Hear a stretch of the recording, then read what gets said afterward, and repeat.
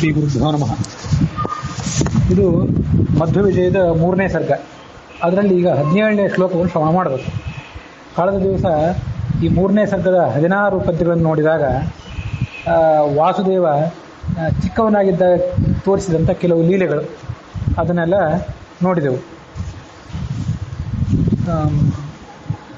ಈ ಮಜ್ಜಗೆ ಭಟ್ರು ದಂಪತಿಗಳು ಬಂಧುಗಳ ಮನೆಯಲ್ಲಿ ಏನೋ ಕಾರ್ಯಕ್ರಮ ಇತ್ತು ಅಂತ ಹೋಗಿದ್ರು. ಮಗನೂ ಅಲ್ಲಿ ಹೋಗಿದ್ದ.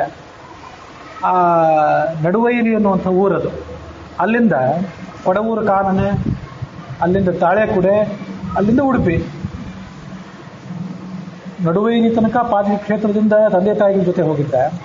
ನಡುವೈರಿಯಿಂದ ಕೊಡವೂರು ಕಾನನಕ್ಕೆ, ಅಲ್ಲಿಂದ ತಾಳೆಕುಡೆಗೆ, ಅಲ್ಲಿಂದ ಉಡುಪಿ ತನಕ ಒಬ್ಬನೇ 3 ವರ್ಷದ ಬಾಲಕ. 3 ವರ್ಷದವನು ಅಂತ ಮಧ್ವವಿಜಯದಲ್ಲಿಲ್ಲ, ಅದು ಪ್ರಮೇಯ ನವಮಾಲಿಕ ಹೇಳ್ತದೆ ಆ ಸಂಗತಿಯನ್ನು. ಆ 3 ವರ್ಷದ ಒಬ್ಬನೇ ಬಾಲಕ 8-10 ಕಿಲೋಮೀಟರು, ಕೆಲವಾರು ಮೈಲುಗಳು ಇದನ್ನೆಲ್ಲ ಪ್ರಯಾಣ ಮಾಡಿದ. ಈ ಉಡುಪಿಯಲ್ಲಿ ಮಧ್ಯಗೆ ಭಟ್ರು ಆತನನ್ನು ಹುಡುಕ್ತಾ ಬಂದಾಗ ಅವರಿಗೆ ಸಿಕ್ಕ. ನಿನಗೆ ಯಾರು ಜೊತೆಗಾರರಾಗಿದ್ದರು ಅಂತ ಕೇಳಿದ ಈ ಅಪ್ಪ. ಅದಕ್ಕೆ ಆ ಮಗ ಹೇಳಿದ, ಯಾರೂ ಅಲ್ಲ, ಆಯಾ ದೇವಾಲಯದಲ್ಲಿರುವಂಥ ಭಗವಂತನ ರೂಪವೇ. ಕೊಡವೂರು ಕಾನನ, ತಾಳೆಕುಡೆ, ಉಡುಪಿಯಲ್ಲಿ ಚಂದ್ರಮೌಳೀಶ್ವರ, ಆಮೇಲೆ ಅನಂತಾಸನ, ಈ ಎಲ್ಲ ಭಗವದ್ ರೂಪಗಳು ನನಗೆ ಜೊತೆಗಾರರಾಗಿದ್ದವು. ಆ ಮದುವೆ ಮನೆಯೋ ಮುಂಜುವೆ ಮನೆಯೋ ಏನೋ ಇತ್ತಲ್ಲ, ಅಲ್ಲಿಂದ ಕುಡವೂರು ಕಾನನಕ್ಕೆ ಬರಲಿಕ್ಕೆ, ಕುಡವೂರು ಕಾನನದಿಂದ ತಾಳೆಕುಡ್ಲಿಕ್ಕೆ ಹೋಗಲಿಕ್ಕೆ, ಕುಡವೂರು ಕಾನನದಲ್ಲಿರುವಂಥ ಶಂಕರನಾರಾಯಣ, ಮುಂದೆ ಕುಡವೂರು ಕಾನನದಿಂದ ತಾಳೆಕುಡೆಗೆ ಬಂದರು, ತಾಳೆಕುಡಿಯಿಂದ ಉಡುಪಿ ತನಕ ಬರಲಿಕ್ಕೆ ಆ ತಾಳೆಕುಡಿಯಲ್ಲಿರುವಂಥ ಭಗವಂತ, ಮತ್ತು ಉಡುಪಿಯಲ್ಲಿ ಚಂದ್ರಮೌಳೀಶ್ವರ ದೇವಾಲಯದಿಂದ ಅನಂತಾಸನ ದೇವಾಲಯಕ್ಕೆ ಬರಲಿಕ್ಕೆ. ಅದಕ್ಕೆಲ್ಲದಕ್ಕೂ ಕೂಡ ನನಗೆ ಭಗವಂತನೇ ಜೊತೆಗಾರನಾಗಿದ್ದ. ನಾನು ಸಖಾ ಮಮ ಕಾನನಗೋ ವಿಭು. ಆ ಭಗವಂತನೇ ನನಗೆ ಯಾವತ್ತೂ ಕೂಡ ಜೊತೆಗಾರನಾಗಿದ್ದ ಅಂತ ಆ ಹುಡುಗ ಉತ್ತರ ಕೊಟ್ಟ. ಅದು ಕೇಳೋರಿಗೆಲ್ಲ ಬಹಳ ಆಶ್ಚರ್ಯ ಅನಿಸಿಬಿಡ್ತು. ಅದೊಂದು ಆ ಕೆಲವು ಲೀಲೆಗಳನ್ನು ಅಲ್ಲಿ ನೋಡಿದೆವು. ಆ ಮಧ್ಯಗೆ ಭಟ್ರಿಗೆ ಬಹಳ ಆಶ್ಚರ್ಯ ಅನಿಸಿತು. ಆಮೇಲೆ ಭಗವಂತನ ನಮಸ್ಕಾರ ಮಾಡಿದರು. ನಮಸ್ಕಾರ ಮಾಡಿ ಭಗವಂತನನ್ನೇ ಕೇಳ್ಕೊಂಡ್ರು. ನನ್ನ ಮಗ ಬಹಳಷ್ಟು ಓಡಾಡಬೇಕು ಅಲ್ಲಿ ಇಲ್ಲಿ ಅಂತ ಸ್ವಭಾವದವನು, ಬಂಧುಗಳನ್ನು ತಂದೆ ತಾಯಿಯಿಂದ ಬಿಟ್ಟು ಓಡಾಡ್ತಾನೆ, ಆತನಿಗೆ ಬೇರೆ ಯಾರು ರಕ್ಷಕರಿಲ್ಲ, ನೀನೇ ಕಾಪಾಡಬೇಕು ಅಂತ ಆ ಭಗವಂತನನ್ನ ಪ್ರಾರ್ಥನೆ ಮಾಡಿಕೊಂಡು ತಮ್ಮ ಊರು ಪಾದರಿ ಕ್ಷೇತ್ರಕ್ಕೆ ಹೋದರು. ಅಲ್ಲಿ ಆ ಪಾದರಿ ಕ್ಷೇತ್ರದಲ್ಲಿ ಈತ ಬೇಕಾಬಿಟ್ಟಿಯಾಗಿ ಓಡಾಡ್ತಿದ್ನಲ್ಲ ಆ ಮನೆಯಿಂದ ದುರ್ಗಾ ಬೆಟ್ಟ ಸುತ್ತಮುತ್ತ ಇರುವಂಥ ಪ್ರದೇಶ, ಅಲ್ಲೆಲ್ಲ ಆತ ಓಡಾಡ್ತಿದ್ದ. ಆ ಓಡಾಡುವಾಗ ಆತನಿಗೆ ಜೊತೆಗಾರರಾಗಿದ್ದವ್ರು ಯಾರು? ಮನೆಯಿಂದ ದುರ್ಗಾ ಬೆಟ್ಟಕ್ಕೆ ಸುಮಾರು 1/2 ಕಿಲೋಮೀಟ್ರು 1 ಕಿಲೋಮೀಟ್ರದು ಮಾರ್ಗ ಇದೆ. ಆ ದುರ್ಗಾ ಬೆಟ್ಟ ಏರಬೇಕು. ಇದಕ್ಕೆಲ್ಲ ಜೊತೆಗಾರನಾಗಿದ್ದವನು ಯಾರು ಅಂತಂದರೆ ಅದನ್ನು 17ನೇ ಪದ್ಯದಲ್ಲಿ ಈ 3ನೇ ಸರ್ಗದಲ್ಲಿ ಹೇಳ್ತಾರೆ. ಇವತ್ತು ಅದನ್ನು ಕೇಳಬೇಕು ನಾವೀಗ. ವರವಿಮಾನ ಗಿರಾವಪಿ ಚಂಡಿಕಾ ಶಿಶುಮಹೋ ಜನನೀ ತಮಲಾಲಯತ್ ಅಪರಥಾ ಪರಿತುಷ್ಟ ಮನಃ ಕಥಂ ಚಿರಮಿಹೈಷ ವಸೇ ದ್ವಿಸಹಾಯಕಃ. ಆ ವಿಮಾನಗಿರಿ ಅಂದರೆ ಅದಕ್ಕೆ ಕುಂಜಾರು ಬೆಟ್ಟ ಅಂತ ಕರೀತಾರೆ. ಅಲ್ಲಿರುವಂಥ ದುರ್ಗಾದೇವಿ ಇದ್ದಾಳಲ್ಲ, ಅವಳೇ ಜನನಿ, ಇವನಿಗೆ ತಾಯಿ. ಅವಳು ಈ ಮಗುವನ್ನು ಕಾಯ್ತಾ ಇದ್ಳು. ತನ್ನ ಮಗು ಅಂತ ಇವನನ್ನು ಕಾಯ್ದೆ ಹೋದರೆ ಅತ್ಯಂತ ಸಂತೋಷದಿಂದ ಈತ ಇರ್ಲಿಕ್ಕೆ ಹೇಗೆ ಸಾಧ್ಯ? ಸಂತೋಷದಿಂದ ಕಾಲ ಕಳೀಲಿಕ್ಕೆ ಹೇಗೆ ಸಾಧ್ಯ? ವಿಸಹಾಯಕ, ಬೇರೆ ಯಾರು ಇದನ್ನು ಕಾಪಾಡ್ತಿರ್ಲಿಲ್ಲ, ಆ ತಾಯಿ ಕಾಪಾಡ್ತಿದ್ಲು ಅಂತ ಈ ಮಗು ಆ ಕಡೆ ಈ ಕಡೆ ಓಡಾಡ್ತಿತ್ತು. ಮಗುವಿಗೆ 3-4 ವರ್ಷ ಸಮೀಪಿಸಿತು. 3 ವರ್ಷ ಅಂತ ತಿಳ್ಕೊಡ್ರಿ. ಯಾಕಂದರೆ 5ನೇ ವರ್ಷಕ್ಕೆ 6ನೇ ವರ್ಷಕ್ಕೆ ಉಪನಯನ ಮಾಡ್ತಾರೆ. 3ರಿಂದ 4ನೇ ವರ್ಷ ಅದಕ್ಕೆ ಅಕ್ಷರಾಭ್ಯಾಸ ಮಾಡಿಸಿದ್ರಂತೆ ಅವರ ಅಪ್ಪ. ಸಕಲ ಶಬ್ದಮೀಚ ಸರಸ್ವತಿ ಸತತ ಮಾನಮತೆ ಸ್ವಯಮೇ ವಯಂ ದ್ವಿಜವರೋಧ ಕದಾಚನ ಮಾತೃಕಾಹ ಕಿಲಸುತಂ ಪರಿಚಯ ಯತಿಸ್ಮತಂ. ಆ ಮಗುವಿಗೆ ಅಪ್ಪ ಮಾತೃಕಾಗಳನ್ನು ಅಂದರೆ ಅಕ್ಷರಗಳನ್ನು ಪರಿಚಯ ಮಾಡಿಸಿದ್ರು, ಅಕ್ಷರಾಭ್ಯಾಸ ಮಾಡಿಸಿದ್ರು. ಆ ಮಗುವಿಗೆ ಇವರೇನು ಅಕ್ಷರಾಭ್ಯಾಸ ಮಾಡಿಸೋದು ಈ ಅಪ್ಪ? ಯಾಕೆಂದರೆ ಸಕಲ ಅಕ್ಷರಗಳು, ಸಕಲ ಪದಗಳು, ಸಕಲ ವಾಕ್ಯಗಳು, ಸಕಲ ಶಾಸ್ತ್ರಗಳು, ಅದಕ್ಕೆಲ್ಲದಕ್ಕೂ ಅಭಿಮಾನ್ಯಾದಂಥ ಸರಸ್ವತಿ ಅಂದರೆ ಭಾರತೀ ದೇವಿ. ಆ ಭಾರತೀ ದೇವಿ ಇವನಿಗೆ, ಈ ಮುಖ್ಯ ಪ್ರಾಣನಿಗೆ ಯಾವತ್ತೂ ಕೂಡ ನಮಸ್ಕಾರ ಮಾಡ್ತಾಳೆ. ಅಂಥ ಮಗುವಿಗೆ ಈ ಅಪ್ಪ ಅಕ್ಷರಾಭ್ಯಾಸ ಮಾಡಿಸಿದ್ರು. ಇಲ್ಲಿ ಸರಸ್ವತಿ ಅಂದರೆ ಸರಸ್ವತಿ ಅಂತ ಅರ್ಥ ಯಾಕೆ ಹೇಳಲಿಲ್ಲ ಅಂದರೆ, ಸರಸ್ವತಿ ಬ್ರಹ್ಮನಿಗೆ ನಮಸ್ಕಾರ ಮಾಡ್ತಾಳೆ. ಈ ಮುಖ್ಯ ಪ್ರಾಣನಿಗೂ ಮಾಡ್ತಾಳೆ, ಇಲ್ಲ ಅಂತಲ್ಲ. ಮುಖ್ಯ ಪ್ರಾಣನೂ ಕೂಡ ಸರಸ್ವತಿಗಿಂತ ಜ್ಯೇಷ್ಠನೇ. ಯಾವತ್ತೂ ಕೂಡ. ಆದರೂ ಸರಸ್ವತಿ ಮತ್ತು ಮುಖ್ಯ ಪ್ರಾಣರಿಬ್ಬರು ಕೂಡ ಮೇಲಿನ ಪದವಿಗೆ ಹೋದವರು. ಭಾರತಿ ಮತ್ತು ಮುಖ್ಯ ಪ್ರಾಣರಿಬ್ಬರು ಕೂಡ ಕೆಳಗಿನ ಪದವಿಯಲ್ಲಿದ್ದಾರೆ. ಹಾಗಾಗಿ ಆ ಸರಸ್ವತಿ ಈತನಿಗೆ ನಮಸ್ಕಾರ ಮಾಡ್ತಾಳೆ ಯಾವತ್ತೂ ಕೂಡ. ಅಂಥ ಮಗುವಿಗೆ ಅವರು ಅಕ್ಷರಾಭ್ಯಾಸ ಮಾಡಿಸಿದ್ರು. ಆ ಮಗು ಏನು ಹೇಳಿತು, ಅಲ್ಲ ನಿನ್ನೆ ಅಕ್ಷರ ಬರೆದಿದ್ದೀಯ ಇದನ್ನೆಲ್ಲ, ಅದನ್ನ ಇವತ್ತ್ಯಾಕೆ ಮತ್ತೆ ಕಲಿಸ್ತಾ ಇದ್ದೀನಿ, ನನಗೆ ಇವತ್ತು ಹೊಸದು ಕಲಿಸು. ನಮ್ಮ ಮಕ್ಕಳಿಗೆ ನಿನ್ನೆ ಕಲಿಸಿದ್ದು ನೀನು 15 ದಿವಸ ಅದನ್ನೇ ಕಲಿಸ್ಬೇಕಾಗ್ತದೆ. ಅವಕ್ಕೆ ಅದು ಅರ್ಥ ಆಗೋದಿಲ್ಲ, ಬರೋದಿಲ್ಲ ಅವಕ್ಕೆ. ನಿನ್ನೆ ಬರೆದಿದ್ದನ್ನು ಇವತ್ತ್ಯಾಕೆ ಕಲಿಸ್ತಾ ಇದ್ದೀರಿ, ಮತ್ತೆ ಇವತ್ತು ಹೊಸದು ಕಲಿಸ್ರಿ ಅಂದಿತ್ತು ಮಗು. ಆ ತಂದೆ ಬಹಳ ಆಶ್ಚರ್ಯ. ನಿಜ ಪ್ರತಿಭಾ ಗುಣಭಾವಿತಂ ಸ್ವಾಭಾವಿಕವಾದ ಪ್ರತಿಭಾ ಅಶ್ರುತ ಪ್ರತಿಭಾ ಯಸ್ಯ ಶ್ರುತಿಸ್ಮೃತ್ಯ ವಿರೋಧಿನಿ ಅಂತ ವರ್ಣನೆ ಮಾಡ್ತಾರೆ. ಯಾರು ಯಾವ ವಿದ್ಯೆಗಳನ್ನು ಹೇಳಿಕೊಡದೇ ಇದ್ರೂ ಆ ಎಲ್ಲ ವಿದ್ಯೆಗಳು ಆತನಿಗೆ ಯಾವತ್ತೂ ಕೂಡ ಗೋಚರ ಆಗಿರ್ತವೆ ಅಂತ ಶಾಸ್ತ್ರ ವರ್ಣನೆ ಮಾಡ್ತದೆ. ಮತ್ತು ಸ್ವಾಭಾವಿಕವಾದ ಪ್ರತಿಭಾ ಬಲದಿಂದ ಆತ ಎಲ್ಲವನ್ನೂ ಬಲ್ಲವನು. ಆ ಮಗು ಹೇಳಿದ ಮಾತು ಆ ತಂದೆಗೆ ಆಶ್ಚರ್ಯ ಪಡಿಸಿತು. ಅಲ್ಲಿಂದ ಮುಂದೆ ಅವರು ಏನು ಮಾಡಿದರು, ಸಾರ್ವಜನಿಕರು ಕೂತ ಸ್ಥಳದಲ್ಲಿ, ಹೆಚ್ಚು ಜನರು ನೋಡುವಂಥ ಸ್ಥಳದಲ್ಲಿ ಆ ಮಗುವಿಗೆ ಅಕ್ಷರಾಭ್ಯಾಸ ಮಾಡಿಸಲಿಲ್ಲ. ಯಾಕಂದರೆ ಯಾರ್ಯಾರ ದೃಷ್ಟಿ ಬಿದ್ದಿತ್ತು, ಬೇಗ ಬೇಗ ಕಲಿತು ಬಿಡ್ತದೆ ಈ ಮಗು, ಬೇಗ ಬೇಗ ಎಲ್ಲ ಶಬ್ದಗಳನ್ನು ಅನ್ಲಿಕ್ಕೆ ಕಲಿತದೆ ಅಂತ ಜನ ಆಡಿಬಿಟ್ರೆ ಅದಕ್ಕೆ ದೃಷ್ಟಿ ಬಿದ್ದು ಮುಂದೆ ಅದರ ಶೈಕ್ಷಣಿಕ ಜೀವನಕ್ಕೆ ಹಾನಿ ಆದೀತು ಅಂತ ಆಲೋಚನೆ ಮಾಡಿ ಆ ಅಪ್ಪ ಅದಕ್ಕೆ ರಹಸ್ಯ ಸ್ಥಳದಲ್ಲಿ ಅಕ್ಷರಾಭ್ಯಾಸ ಮಾಡಿಸಿ ಪ್ರಾರಂಭ ಮಾಡಿದ್ರು. ಆವತ್ತಿನಿಂದ ನಭವದಾದಿತಿ ತಂ ವಿಜನಸ್ಥಲೆ ರಹಸ್ಯ ಸ್ಥಳೆ ಸ್ವತನಯಂ ಸಮಶಿಕ್ಷೆ ದೇಶಕಃ. ತನ್ನ ಮಗುವಿಗೆ ರಹಸ್ಯ ಸ್ಥಳದಲ್ಲಿ ಅಕ್ಷರಾಭ್ಯಾಸ ಮಾಡಿಸಿದರು. ಯಾಕೆ? ಪ್ರತಿಭಾಂಬುಧಿ, ಪ್ರತಿಭಾಸಾಗರ, ವಿದ್ಯಾಸಾಗರ ಈ ಮಗು ಅಂತ ಜನರು ಕಂಡು ಬೀಳಬಾರ್ದು ಅವರ ಅಭಿಪ್ರಾಯ ಇತ್ತು. ಒಮ್ಮೆ ಮತ್ತೆ ಬೇರೆ ಊರಿಗೆ ಹೋಗುವಂಥ ಪ್ರಸಂಗ ಬಂತು. ಈಗ ತಂದೆ ಇರಲಿಲ್ಲ, ತಾಯಿ ಮಾತ್ರ ಇದ್ದರು ಈ ಮಗುವಿನ ಜೊತೆಗೆ. ಆ ಮತ್ತೊಂದು ಊರಂದರೆ ಅದು ನೇಯಂಪಲ್ಲಿ. ಅಂದ್ರೆ ನೇಯ್ ಅಂದರೆ ತುಳು ಭಾಷಾದಲ್ಲಿ ತುಪ್ಪದ ಊರು. ಆ ತುಪ್ಪದ ಊರಿನಲ್ಲಿ, ನೇಯಂಪಲ್ಲಿ ಅಂತ ಊರಿನಲ್ಲಿ, ಅದಕ್ಕೆ ಸಂಸ್ಕೃತದಲ್ಲಿ ಘೃತವಲ್ಲಿ ಅಂತ ಬರೆದಿದ್ದಾರೆ ಕವಿಗಳು. ಘೃತ ಅಂದರೆ ನೇಯ್, ತುಪ್ಪ. ನೇಯ್ ಅಂದರೆ ತುಳು, ತುಪ್ಪ ಅಂದರೆ ಕನ್ನಡ, ಘೃತ ಅಂದರೆ ಸಂಸ್ಕೃತ. ಇಷ್ಟೇ. ಆಮೇಲೆ ಕನ್ನಡದಲ್ಲಿ ತುಳುವಿನಲ್ಲಿ ಪಳ್ಳಿ ಅಂತಿದೆಯಲ್ಲ, ಆ ಪಳ್ಳಿಯನ್ನೇ ಸಂಸ್ಕೃತದಲ್ಲಿ ಒಳ್ಳಿ ಅಂತ ಮಾಡ್ಕೊಂಡಂತೆ ಕಾಣಿಸ್ತಾರೆ.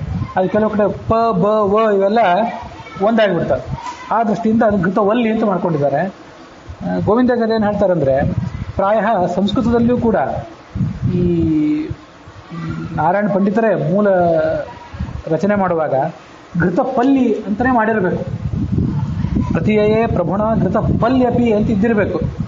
ಪಲ್ಲಿ ಅನ್ನೋದೇ ನೇಯಂ ಪಲ್ಲಿ ಅನ್ನೋದಕ್ಕೆ ಹೊಂದಾಣಿಕೆ ಆಗ್ತದೆ. ಒಲ್ಲಿ ಅನ್ನೋದು ಅಷ್ಟು ಹೊಂದಾಣಿಕೆ ಆಗೋದಿಲ್ಲ. ಒಲ್ಲಿ ಅಂದರೆ ಬಳ್ಳಿ ಅಂತ ಅರ್ಥ. ಪ ಇದ್ದು ಬ ಆಗಿ ವ ಆಯಿತು ಅಂತ ನಾವು ತಿಳ್ಕೋಬೇಕು. ಆದರೆ ನೇಯಂ ಪಲ್ಲಿ ಅನ್ನೋದಕ್ಕೆ ಹೊಂದಾಣಿಕೆಯಾಗಿ ಘೃತಪಲ್ಲಿ ಅಂತಿದ್ರೇ ಸ್ವರಸ. ಹಾಗೆ ಮೂಲಕಾರರು ಅದನ್ನೇ ಬರೆದು ಕಾಲಕ್ರಮೇಣ ಅದು ಅಸ್ತವ್ಯಸ್ತ ಆಗಿರೋ ಸಾಧ್ಯತೆ ಇದೆ. ಊಹೆ ಮಾಡೋದು ಕಷ್ಟ, ಇದ್ದಿರಬಹುದು ಅಂತಾರೆ. ಆ ಊರಿಗೆ ಯಾಕೆ ಹೋದರು ಅಂತಂದರೆ, ಆ ಊರಿನಲ್ಲಿ ಮಧ್ಯಗೆ ಭಟ್ರ ಕೆಲವರು ಬಂಧುಗಳು ಪರಿಚಯದವರು. ಅವರು ನಮ್ಮ ಊರಿನಲ್ಲಿ ಏನೋ ಕಾರ್ಯಕ್ರಮ ಇದೆ ಬನ್ನಿರಿ ಅಂತ ಇವ್ರನ್ನ ಒತ್ತಾಯ ಮಾಡಿ ಕರೆದ್ರು. ಈ ತಾಯಿ ಮಗುವನ್ನು ಕರ್ಕೊಂಡು ಹೋದ್ಲು. ಅಲ್ಲಿ ಮಗು ಹೋಯ್ತಿದ್ರು. ಅಷ್ಟೊತ್ತಿಗಾಗಲೇ ಅದಕ್ಕೆ ಚೆನ್ನಾಗಿ ಓದಲಿಕ್ಕೆ, ಸ್ಪಷ್ಟವಾಗಿ ಮಾತಾಡ್ಲಿಕ್ಕೆ ಬರ್ತಿತ್ತು. ರುಚಿರ ವಾಚನ ಯಾರ್ಚಿತ ವಾಕ್ಷಿಯ. ಎಷ್ಟು ಚೆನ್ನಾಗಿ ಮಗು ಓದ್ತದೆ, ಎಷ್ಟು ಚೆನ್ನಾಗಿ ಬರೀತದೆ. ಇದು ಓದೋದು ಮಾತ್ರ ಇದೆ, ಶ್ಲೋಕ ಹೇಳೋದು, ಹೊಸದನ್ನ ಅದನ್ನು ಓದೋದು, ಅದನ್ನು ಚೆನ್ನಾಗಿ ಮಾಡಲಿಕ್ಕೆ ಕಲ್ತಿತ್ತು ಮಗು. ಆ ಊರಿಗೆ ಹೋದಾಗ ಆ ಕಾಲದಲ್ಲೆಲ್ಲ ಏನೋ ಒಂದು ಮದುವೆ ಮುಂಜೆಯೋ ಮತ್ತೊಂದೇನೋ ಜಾತ್ರೆಯೋ ಇಂಥ ಕಾರ್ಯಕ್ರಮಗಳಿದ್ದಾಗ ಕೇವಲ ಆ ಕಾರ್ಯಕ್ರಮಗಳು ಇರ್ತಿರ್ಲಿಲ್ಲ, ಅದ್ರ ಜೊತೆಗೆ ಪ್ರವಚನ ಇತ್ತು ಅಲ್ಲಿ ಆ ಊರಿನಲ್ಲಿ. ಅಲ್ಲಿ ಶಿವಾಚಾರ್ಯ ಅಂತ ಒಬ್ಬ, ಶಿವ ಅನ್ನೋ ಹೆಸರಿನ ಒಬ್ಬ ಆಚಾರ್ಯ, ಧೌತಪಟೋದ್ಭವ. ಧೌತಪಟ ಅಂದರೆ ಬಟ್ಟೆ, ಧೌತಪಟ ಅಂದರೆ ಒಗೆದ ಬಟ್ಟೆ ಅನ್ನುವಂಥ ಕುಲದಲ್ಲಿ ಹುಟ್ಟಿದವನು. ಒಗೆದ ಬಟ್ಟೆ ಕುಲ ಅಂತಂದರೆ ಸಂಸ್ಕೃತದಲ್ಲಿ ಹೇಳಿದ ಶಬ್ದ ಅದು. ಮೂಲತಃ ತುಳುವಿನಲ್ಲಿ ಅದು ಮಡಿನಾಯ ಅಥವಾ ಮಡಿನಾಯಿ. ನಾಯ ಅನ್ನು ಹೇಳಿದ ಹಿಂದೆ ಬೇಕಾದಷ್ಟು. ಪರ್ಲತ್ತಾಯ, ಮಡಂ ಮಡಿತ್ತಾಯ, ಇಂಥವೆಲ್ಲ ಕೆಲವು ಹೆಸರುಗಳಲ್ಲಿವೆ. ಹಾಗೆ ಮಡಿನಾಯ ಅಂತಂದ್ರೆ, ಮಡಿ ಅಂದರೆ ಬಟ್ಟೆಗಳನ್ನು ಮಡಿ ಮಾಡ್ಲಿಕ್ಕೆ ಕೊಡೋದು ಅಂತ ಅಂತಾರಲ್ಲ ಇಲ್ಲಿಯೂ. ಮಡಿ ಮಾಡೋದು ಅಂದ್ರೆ ಸ್ವಚ್ಛ ಮಾಡೋದು ಅಂತ ಅರ್ಥ. ಮಡಿನಾಯರು ಅಂತಂದ್ರೆ ಸ್ವಚ್ಛವಾದ ಬಟ್ಟೆಯನ್ನು ಧರಿಸ್ತಿದ್ದಂಥ ಒಂದು ಕುಲ ಅದ, ಅವರಿಗೆ ಮಡಿನಾಯಿ ಅಂತ ಕೂಡ ಅಂತಾರೆ. ಈಗಲೂ ಮಡಿ ಅನ್ನೋ ಹೆಸರಿನವರು ಇದ್ದಾರೆ ಅಲ್ಲಲ್ಲಿ ಆ ಭಾಗದಲ್ಲಿ. ಅಂತೂ ಆ ಮಡಿನಾಯ ಕುಲದಲ್ಲಿ ಹುಟ್ಟಿದಂತಹ ಶಿವಾಚಾರ್ಯ ಅನ್ನುವಂಥ ಒಬ್ಬರು ವಿದ್ವಾಂಸರು ಸುತ್ತಮುತ್ತಲು ಜನರನ್ನೆಲ್ಲ ಕೂಡಿಸಿಕೊಂಡು ಪ್ರವಚನ ಮಾಡ್ತಾ ಇದ್ರು. ಈ ಮಗು ಅದನ್ನು ನೋಡಿತು, ಅಲ್ಲಿ ಹೋಯ್ತು. ತಾನು ತಾಯಿ ಉಳಿದು ಬಂಧುಗಳೆಲ್ಲ ಅಲ್ಲಿ ಹೋದಾಗ ಇದು ಮಗು ಅಲ್ಲಿ ಹೋಯ್ತು. ಇದಮುವಾಚ ವಿಚಾರ ವಿಚಕ್ಷಣ ಶುಚಿವಚ ಶನಕೈಸ್ಸ ಜನಾಂತರೇ ಅಪರಥ ಕಥಿತಂ ಕಥಕತ್ವಯ ನನು ಮತಾನ್ ಮಹತಾಮಿತಿ ಸಸ್ಮಿತಂ. ಮಗು ಏನು ಹೇಳ್ತು? ಇದು ವಿಚಾರ ವಿಚಕ್ಷಣ. ಸುಮ್ಮನೆ ಮಗು ಅಂತ ವಯಸ್ಸು ಸಣ್ಣದಾದ್ರಿಂದ ಅದಕ್ಕೆ ಮಗು ಅಂತ ಅನ್ಬೇಕಷ್ಟೇ. ವಸ್ತುತಃ ದೊಡ್ಡ ವಿದ್ವಾಂಸವೇ ಅದು ಆ ಮಗು. ಅದು ಆ ಪಂಡಿತರನ್ನು ಕುರಿತು ಮಾತಾಡಿತಂತೆ. ಶನಕೈಹಿ, ಭಾಳ ಜೋರಾಗಿ ಮಾತಾಡಲಿಲ್ಲ ಅದು ಮಗು. ಆ ವಿದ್ವಾಂಸರಿಗೆ ಏನು ಗೌರವ ಕೊಡಬೇಕು ಆ ಗೌರವ ಕೊಟ್ಟೆ ಅದು ಮಾತಾಡಿತು. ಏನಂತ? ಕಥಕ ಪಂಡಿತರೇ, ಪ್ರವಚನಕಾರರೇ, ನೀವು ಏನು ಕಥೆ ಹೇಳ್ತಿದ್ದೀರಲ್ಲ, ಭಾಗವತವೋ ರಾಮಾಯಣವೋ ಮಹಾಭಾರತವೋ ಏನೋ ಇದ್ದಿರಬೇಕು. ಆ ಕಥೆ ಪ್ರಾಚೀನ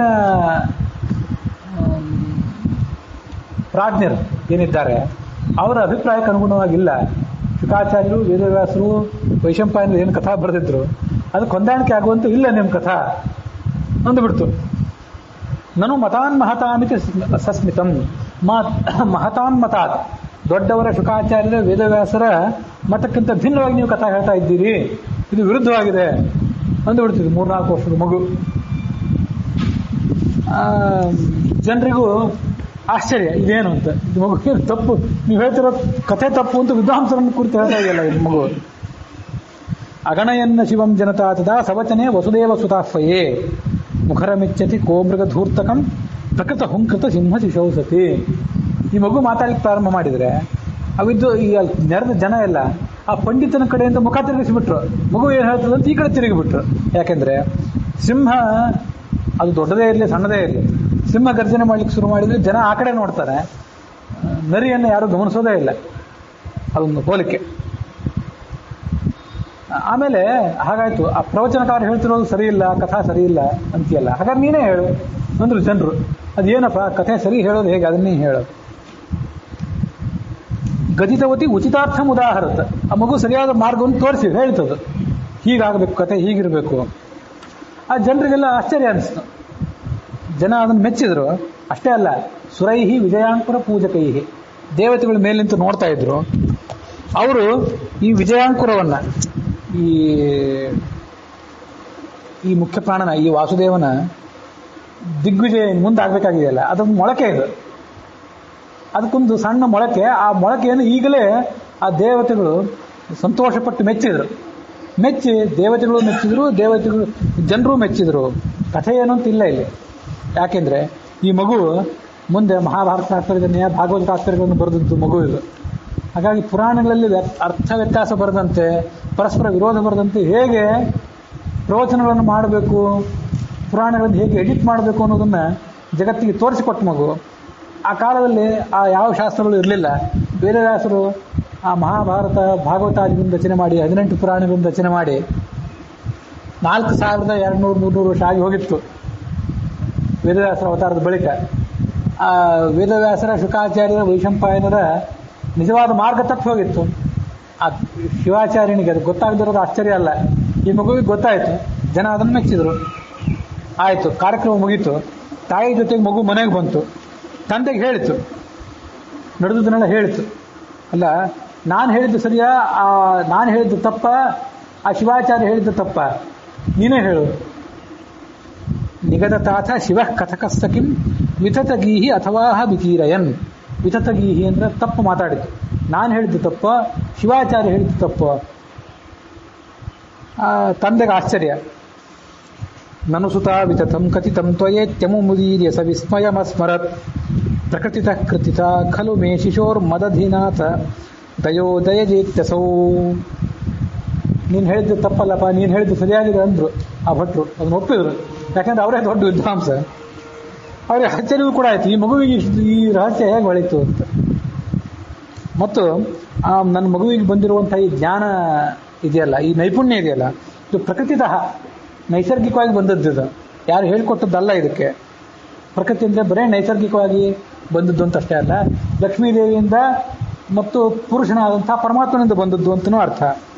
ಮದ ಅಧಿನಾಥ ದಯೋದಯ ಜಾ, ನನ್ನ ಕುಲದೈವವಾದಂಥ ಅನಂತಾಸನ ದೇವರು ಅವರ ಕರುಣೆಯಿಂದ ಬಂದದ್ದಿದು ಅಂತ ಆ ವಿದ್ವಾಂಸರು ಅದನ್ನು ಮೆಚ್ಕೊಂಡ್ರು. ಆ ಅಪ್ಪ ಒಮ್ಮೆ ಈ ಮಗುವಿನ ಈ ಪಾಂಡಿತ್ಯ, ಅದರ ಜ್ಞಾನದ ಬಿಸಿ ಅಪ್ಪನಿಗೆ ತಟ್ಟಿತ್ತು. ಅದು ಮುಂದಿನ ಶ್ಲೋಕದಲ್ಲಿ ಹೇಳ್ತಾರೆ. ಕಥಯತಾಂ ಪ್ರಥಮೇ ಕಥಯತ್ಯಲಂ. ವಸ್ತುತಃ ಆ ಭಾಗದಲ್ಲಿ ಪ್ರವಚನಕಾರರಲ್ಲೇ ಅಗ್ರಗಣ್ಯರು ಇವರು. ಕಥಕರು ಅಂದರೆ ಪ್ರವಚನಕಾರರು. ಅವರಲ್ಲಿ ಪ್ರಥಮ ಅಂತಂದರೆ ಹಿರಿಯರು ಇವರು, ಈ ವಿದ್ವಾಂಸರು. ಯಾಕಂದ್ರೆ ಹಿಂದೆ ಬಂದಿತ್ತು, ವಿಜ್ಞಾತ ಭಾರತ ಪುರಾಣ ಮಹಾರಹಸ್ಯಂ ಎಂ ಭಟ್ಟ ಇತ್ಯಭಿವದಂತಿ ಜನ ವಿನೀತಂ ಅಂತ. ವೇದ ಪುರಾಣಗಳ ರಹಸ್ಯವನ್ನೆಲ್ಲ ಬಳದವರು, ತಿಳ್ಕೊಂಡವರು ಭಟ್ಟ ಅಂತ ಅವ್ರಿಗೆ ಹೆಸರು ಅಂತ ಹಿಂದೆ ಬಂದಿತ್ತು. ಹಾಗಾಗಿ ಅಂಥದ್ದೊಂದು ಮಾನ್ಯತೆಯೇ ಆ ಮದ್ದಿಗೆ ಭಟ್ರಿಗಿತ್ತು. ಅವರು ಒಂದು ಬಾರಿ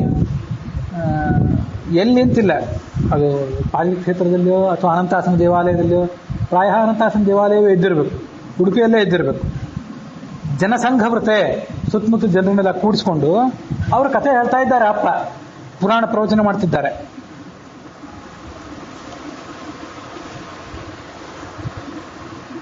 ಸಕಲ ಲೋಕ ಮನೋನಯನೋತ್ಸವ. ಈ ಮಗು ಅಲ್ಲೇ ಕೂತಿತ್ತು. ಮಗುವನ್ನ ಜನ ತಮ್ಮ ಕಣ್ಗಳಿಂದ ಮನಸ್ಸುಗಳಿಂದ ನೋಡ್ತಾ ಇದ್ರು, ಎಷ್ಟು ಅದ್ಭುತವಾದ ಮಗು ಇದು ಅಂತ. ಆವಾಗ ಸ ಕದಾಚಿತ್ ಅವಾಚಯತ್, ಆ ಕಥೆ ಹೇಳ್ತಿದ್ದಾರೆ, ನಡುವೆ ಪ್ರವೇಶ ಮಾಡಿತ್ತು ಮಗು. ಹೇಳಿದ್ದನ್ನೇ ಇನ್ನೊಂದ್ಸರಿ ಹೇಳ್ರಿ ಅಂತ ಒತ್ತಾಯ ಮಾಡಿತ್ತು ತಂದೆಗೆ. ಯಾಕೆಂದ್ರೆ ಅದೊಂದು ಭಾಗ, ನೀವು ಈಗಾಗಲೇ ನಾವು ರಾಮಾಯಣ ಮಹಾಭಾರತ ಭಾಗವತಾದಿಗಳನ್ನು ನೋಡಿದ್ದೀವಿ. ಕೆಲವು ಕಡೆ ಅನೇಕ ವೃಕ್ಷಗಳನ್ನು ವರ್ಣನೆ ಮಾಡ್ತಾರೆ. ವಿವಿಧ ಶಾಖಿ ಪದಾರ್ಥ ನಿವೇದನೆ. ಶಾಖಿಗಳು ಅಂದರೆ ವೃಕ್ಷಗಳು.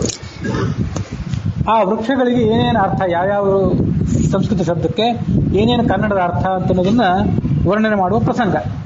ಲಿಕುಚ ಅಂತ ಒಂದು ಶಬ್ದ. ಆ ಲಿಕುಚ ಅನ್ನೋ ಶಬ್ದಕ್ಕೆ ಈ ತಂದೆ ಅರ್ಥ ಹೇಳಲಿಲ್ಲ, ಬಿಟ್ಟುಬಿಟ್ರು. ಅದೊಂದು ಶಬ್ದಕ್ಕೆ ಅರ್ಥ ಯಾಕೆ ನೀವು ಹೇಳ್ತಾ ಇಲ್ಲ, ಅದನ್ನು ಹೇಳ್ರಿ. ಶನೈಹಿ ಅಯಂ ಅಬ್ರವೀತ್. ಸಾವಕಾಶವಾಗಿ ನಡುವೆ ಮಗು ಪ್ರವೇಶ ಮಾಡಿತು. ತಂದೆಗೆ ಅವಮಾನ ಆಗದೇ ಇರುವಂತೆ ಮೃದುವಾಗಿ ಈ ಮಗು ಮಾತಾಡಿತು. ಅವಗತೀತಿ ಪಿತರಿಯಪಿ ಚೋದಿತೆ. ಇಷ್ಟೆಲ್ಲ ಮಗು ಕೇಳಿಕೊಂಡ್ರು, ಆ ತಂದೆ ಏನು ಉತ್ತರ ಹೇಳಲಿಲ್ಲ. ಆದರೆ ಜನರಿಗೆ ಕೇಳಬೇಕು ಅಂತ ಕುತೂಹಲ. ತಂದೆಯನ್ನ ಮತ್ತೆ ಇವರು ಕೇಳ್ತಿದ್ದಾರೆ. ಈ ಮಗು ಕೇಳ್ತಾ ಇದೆ, ಏನು ಹೇಳಬೇಕು ಅಂತ ಗೊತ್ತಾಗ್ತಿಲ್ಲ ತಂದೆಗೆ. ಲಿಖುಜ ಅನ್ನೋ ಶಬ್ದಕ್ಕೆ ಅರ್ಥ ಗೊತ್ತಾಗಲಿಲ್ಲ ಅವರಿಗೆ. ಆ ಲಿಖುಜ ಅನ್ನೋ ಶಬ್ದಕ್ಕೆ ಏನು ಅರ್ಥ ಅಂತ ಅನ್ನೋದನ್ನ ಈ ಮಗು ತಾನೇ ಹೇಳಬೇಕಾಯ್ತು. ಹಿಂದೆ ಶಿವಾಚಾರ್ಯನಿಗೆ ಏನಾಗಿತ್ತಲ್ಲ ಪ್ರಸಂಗದಲ್ಲಿ, ಆ ಲಿಖುಜ ಶಬ್ದದ ಅರ್ಥವನ್ನು ಕೂಡ ಮಗುವೇ ಹೇಳಬೇಕಾಯ್ತು. ಪರಿಷದೋ ಶಸಮಾನ ಸುಮಾನನ. ಅಲ್ಲಿ ನಡೆದಂಥ ಜನರೆಲ್ಲ ಭಾರಿ ಮೆಚ್ಚಿಕೊಂಡ್ರು ಈ ಮಗುವನ್ನ. ಏನು ಲಿಖುಚ ಅಂದರೆ, ಕೋಶಗಳಲ್ಲಿ ಇವತ್ತು ಗಜಲಿಂಬೆಕಾಯಿ ಅಂತ ನೋಡ್ತೀವಿ. ಲಿಖುಚ, ನಾನು ಈ ಮಧ್ವವಿಜಯ ಪ್ರಾರಂಭದಲ್ಲಿ ಅದನ್ನು ಹೇಳಿದ್ದೆ. ಲಿಖುಚ ಅನ್ನೋ ವಂಶ ಅದು ಈ ತ್ರಿವಿಕ್ರಮ ಪಂಡಿತರ ವಂಶ, ಲಿಖುಚ ವಂಶ. ಲಿಖುಚ ಸೂರಿ ಸೂನುಸ್ಸು ಹಿ ಅಂತ ಅದನ್ನು ಹೇಳ್ತಾರೆ. ಪೆಜತ್ತಾಯ ಅಂತ ಅವರಿಗೆ ಈ ತ್ರಿವಿಕ್ರಮ ಪಂಡಿತರ, ನಾರಾಯಣ ಪಂಡಿತರ ವಂಶಕ್ಕೆ ಹೆಸರು. ಪೆಜ ಅಂದರೆ ಅದೊಂದು ಕಾಯಿಗೆ ಹೆಸರು. ಅದು ಇವತ್ತು ಕೋಶದಲ್ಲಿ ನೋಡಿದ್ರೆ ಗಜಲಿಂಬೆಕಾಯಿ ಅಂತಾರೆ. ವಸ್ತುತಃ ಅದು ಗಜಲಿಂಬೆಕಾಯಿ ಅಲ್ಲ. ನಾನು ಆವಾಗ ಹೇಳಿದ್ದೆ, ಅದು ಹೆಬ್ಬಲಸು ಅಂತ, ಒಂದು ರೀತಿಯಾದ ಸಣ್ಣ ಗಾತ್ರದ ಹಲಸು. ಸಣ್ಣ ಗಾತ್ರದ ಹಲಸಿಗೆ ಪೆಜ ಅಂತ ಕರೀತಾರೆ ತುಳುವಿನಲ್ಲಿ. ಅದೇ ಲಿಖುಚ ಸಂಸ್ಕೃತದಲ್ಲಿ. ಎಲ್ಲಿ ವ್ಯಾಖ್ಯಾನಗಳಲ್ಲಿ ಲಿಖುಚ ಅನ್ನೋ ಶಬ್ದಕ್ಕೆ ಏನು ಅರ್ಥ ಬರೋದಿಲ್ಲ. ಆದರೆ ಅದರ ಅರ್ಥ ಏನು ಅಂತನ್ನೋದನ್ನ ಆ ಪ್ರಕಾರ, ಯಾಕಂದರೆ ಲಿಖುಚ ವಂಶದವರೇ ಮಧ್ವವಿಜಯ ಬರೆದವರು. ಲಿಖುಚ ಅಂದರೆ ಹೆಬ್ಬಲಸು ಅನ್ನೋ ಅರ್ಥವನ್ನು ಗಮನಿಸೋದು, ಹಾಗೆ ನಾವು ತಿಳ್ಕೊಳ್ಳೋದು ಯೋಗ್ಯ. ಅದ್ರ ಬಗ್ಗೆ ಒಂದು ಗೊಂದಲ ಇದೆ ಅನ್ನೋ ಕಾರಣಕ್ಕಾಗಿ ಅಪ್ಪ ಸುಮ್ಮನೆ ಇದ್ರು. ಯಾಕಂದರೆ ಕೋಶಗಳಲ್ಲಿ ಗಜಲಿಂಬೆಕಾಯಿ ಅಂತ ಕಂಡು ಬರ್ತದೆ. ಅಮರಕೋಶ ಇಂಥ ಪ್ರಖ್ಯಾತ ಕೋಶಗಳು, ಅದಕ್ಕಿರುವಂಥ ಇಂಗ್ಲಿಷ್ ಡಿಕ್ಷನರಿಗಳು, ಕನ್ನಡದ ಅನುವಾದಗಳು, ಇದನ್ನೆಲ್ಲ ನೋಡಿದರೆ ಲಿಖುಚ ಅನ್ನೋದು ಗಜಲಿಂಬೆಕಾಯಿ ಅಂತ ಕಾಣಿಸ್ತದೆ. ಅದಲ್ಲ, ಹೆಬ್ಬಲಸು ಅಂದರೆ ಚಿಕ್ಕ ಗಾತ್ರದ ಒಂದು ಹಲಸು ಅನ್ನೋ ಅರ್ಥವೇ ಉಚಿತ.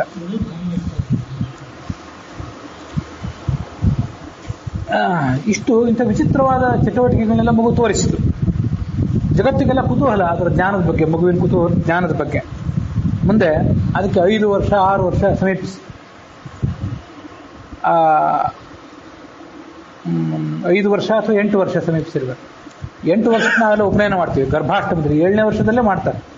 7 ವರ್ಷ ತುಂಬಿ 8ನೇ ವರ್ಷ ಪ್ರಾರಂಭ ಆದಾಗಲೇ ಮಾಡಿಬಿಡ್ತಾರೆ.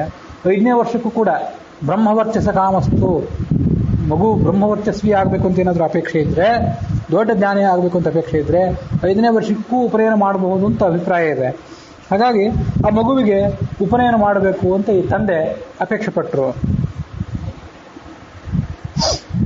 ಸಮುಚಿತ ಗ್ರಹಯೋಗ ಗುಣಾನ್ವಿತಂ, ಎಲ್ಲ ರೀತಿಯಾದಂತಹ ಗ್ರಹ ಬಲ, ನಕ್ಷತ್ರ ಬಲ ಅದನ್ನೆಲ್ಲ ಒಳಗೊಂಡಂಥ ಒಂದು ಮುಹೂರ್ತ ಅವರು ಹೊರಗೆ ತೆಗೆದರು. ಮತ್ತೆ ಎಲ್ಲ ಬಂಧುಗಳನ್ನು ಕರೆದರು, ಪ್ರೀತಿಯಿಂದ ಎಲ್ಲ ಬಂಧುಗಳು ಕರೆದರು. ಸುತ್ತಮುತ್ತಲಿರುವಂಥ ವಿದ್ವಾಂಸರು, ಬ್ರಾಹ್ಮಣರೆಲ್ಲ ಬಂದರು, ದೊಡ್ಡ ಉತ್ಸವ ಮಾಡಿದರು. ಆಕಾಶದಲ್ಲಿ ದೇವತೆಗಳು ಕೂಡ, ದೇವತಾ ಸ್ತ್ರೀಯರು ಕೂಡ ಆ ಉಪನಯನದ ಮಹೋತ್ಸವವನ್ನು ನೋಡಿ ಬಹಳ ಸಂತೋಷದಿಂದ ಅದನ್ನು ಆಚರಣೆ ಮಾಡಿದ್ರಂತೆ. ಯಾಕೆ ಅಂತಂದರೆ, ದೇವತಾ ಸ್ತ್ರೀಯರಿಗೆ ಏನು ಸಂತೋಷ ಅಂತಂದರೆ, ಈ ಮಗುವಿಗೆ ಈಗ ಉಪನಯನ ಆದರೆ ಇನ್ನು ಮುಂದೆ ಇದು ವೇದವಾಕ್ಯಗಳನ್ನು ಹೇಳ್ತದೆ, ವೇದಾಧ್ಯಯನ ಮಾಡ್ತದೆ, ಗಾಯತ್ರಿ ಜಪ ಮಾಡ್ತದೆ, ವೇದಾಧ್ಯಯನ ಮಾಡಿ ವೇದಕ್ಕೆ ಭಾಷ್ಯ ಬರೆಯುವಂಥದ್ದು, ಉಪನಿಷತ್ ಖಂಡಾರ್ಥ ಉಪನಿಷತ್ ಭಾಷ್ಯ ಬರೆಯುವಂಥ ಕೆಲಸ ಮಾಡ್ತದೆ. ಆ ಎಲ್ಲ ವೇದ ಮಂತ್ರಗಳಿಗೆ, ವೈದಿಕ ಛಂದಸ್ಸುಗಳಿಗೆ ಅಭಿಮಾನೀಯರಾದಂತಹ ದೇವತಾ ಸ್ತ್ರೀಯರಿದ್ದಾರಲ್ಲ, ಅವರು ಆಕಾಶದಲ್ಲಿ ನಿಂತು ನೋಡಿ ಸಂತೋಷಪಟ್ಟರು. ವಿವಿಧ ವೇದತೆಯ ವಿಜಿಹೀರ್ಷವ, ಋಗ್ವೇದಕ್ಕೊಬ್ಬ ದೇವತೆ ಇದ್ದಾನೆ, ಯಜುರ್ವೇದಕ್ಕೊಬ್ಬ ಇದ್ದಾನೆ, ಸಾಮವೇದಕ್ಕೊಬ್ಬ ಇದ್ದಾನೆ. ಆ ಎಲ್ಲ ದೇವತೆಗಳು ವದನ ರಂಗಪದೇ, ಈ ಮಗುವಿನ ಮುಖ ಅನ್ನುವುದೇ ಒಂದು ರಂಗಸ್ಥಳ. ಆ ರಂಗಸ್ಥಳದಲ್ಲಿ ನಾಳೆ ಅವರೆಲ್ಲ ವಿಹಾರ ಮಾಡಬೇಕಾಗಿದೆ. ಆ ಸಮಯಕ್ಕಾಗಿ ಅವರು ಕಾಯ್ತಾ ಇದ್ರು. ಸುರವರ ಪ್ರಮದಾಹ, ದೇವತೆಗಳು ಮತ್ತು ದೇವತಾ ಸ್ತ್ರೀಯರು ಅವರೆಲ್ಲ ಸಪ್ರಿಯಾಹ, ತಮ್ಮ ತಮ್ಮ ಗಂಡಂತರ ಜೊತೆಗೆ ಅಭಿನನಂದು ಅಹೋ, ಇದನ್ನು ನೋಡಿ ಸಂತೋಷಪಟ್ಟರು ಆಕಾಶದಿಂದ. ಯಾರ್ಯಾರು? ಗಾಯತ್ರಿಗೆ, ಗಾಯತ್ರಿ ಸಂಧೋ ವಿಶ್ವಾಮಿತ್ರ ಋಷಿ ಹೀಗೆಲ್ಲ ಹೇಳ್ತೀವಲ್ಲ, ಅಲ್ಲಿ ಸವಿತಾ ದೇವತಾ ಅಗ್ನಿರ್ಮುಖಂ ಅಂತ ಹೇಳ್ತೀವಿ. ಬರೀ ಅಗ್ನಿ ಅಲ್ಲ, ನಮಗೆ ಇವೆಲ್ಲ ಕೆಲವು ಸಂಗತಿಗಳು ಮರ್ತೋಗಿವೆ. ವಸ್ತುತಃ ಗಾಯತ್ರಿ ಜಪ ಮಾಡುವಾಗ ಆ ಗಾಯತ್ರಿ ಮಂತ್ರಕ್ಕೆ, ಗಾಯತ್ರಿ ಛಂದಸ್ಸು, ಅದಕ್ಕೆ ಅಗ್ನಿ ದೇವತ, ಸ್ವಾಹ ಅಗ್ನಿಯ ಪತ್ನಿ ಅಂತ ಸ್ವಾಹ ಇದ್ದಾಳಲ್ಲ ಅವಳು ದೇವತೆ. ಅದಕ್ಕೆ ಈ ಎಲ್ಲ ಛಂದೋವಾಚಕ ಶಬ್ದಗಳೆಲ್ಲ ಇವು ಸ್ತ್ರೀಲಿಂಗದಲ್ಲಿವೆ. ಹಾಗಾಗಿ ಅದಕ್ಕೆಲ್ಲದಕ್ಕೂ ಸ್ತ್ರೀಯರೇ ದೇವತೆಗಳು.